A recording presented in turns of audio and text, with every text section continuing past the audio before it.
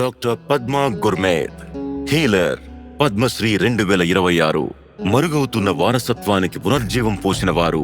హిమాలయాల నిశ్శబ్దంలో 2500 ఏళ్ల నాటి ఒక చికిత్సా సాంప్రదాయం అంతరించిపోతోంది. సోవా రిగ్పా నాడిని పరీక్షించడం, అరుదైన మూలికలతో చికిత్స చేయడం కొన్ని వారసత్వాలు కోల్పోవడానికి వీలులేనంత పవిత్రమైనవని డాక్టర్ పద్మా గుర్మేద్ నమ్ముతారు. సోవా రిగ్పా పరిరక్షకుడిగా ఆయన ప్రయాణం చిన్న వయసులోనే మొదలయింది. ఆయన తన తండ్రి మందులు తయారు చేసి ప్రజలకు నయం చేయడం చూసేవారు. ఆయన సోవా రిగ్పాను ఎంచుకోలేదు, సోవా రిగ్పానే ఆయన్ని ఎంచుకుంది. మొదట్లో అతనికి వైద్య విధానాన్ని నేర్చుకోవడం ఇష్టం లేదు, కానీ ఆయన తండ్రి అతన్ని ఒప్పించారు.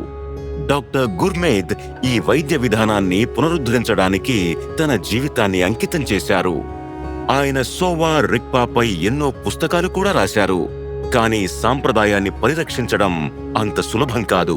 ఈ పద్ధతిని తిరిగి పునరుద్ధరించడం ఆరంభంలో ఒక అత్యంత సవాలుతో కూడిన పనిగా ఉండేది.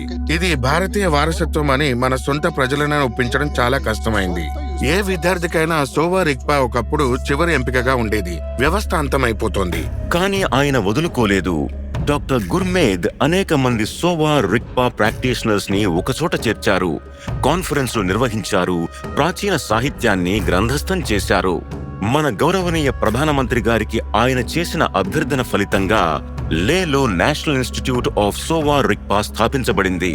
కానీ ఆ పోరాటం ఇక్కడితో ముగియలేదు. 2014లో భారతదేశంలోని చైనీస్ ఎంబసీ నుండి నాకు ఒక ప్రెస్ రిలీజ్ అందింది. దానిలో చైనా దీనిని యునెస్కోలో టిబెటన్ వైద్యం పేరుతో తమ అమూర్త సాంస్కృతిక వారసత్వంగా పేర్కొంటుందని ప్రస్తావించారు. డాక్టర్ గుర్మేద్ అన్ని ఆధారాలను, సహాయక పత్రాలను సేకరించి ఒక దస్తావేజును రూపొందించారు.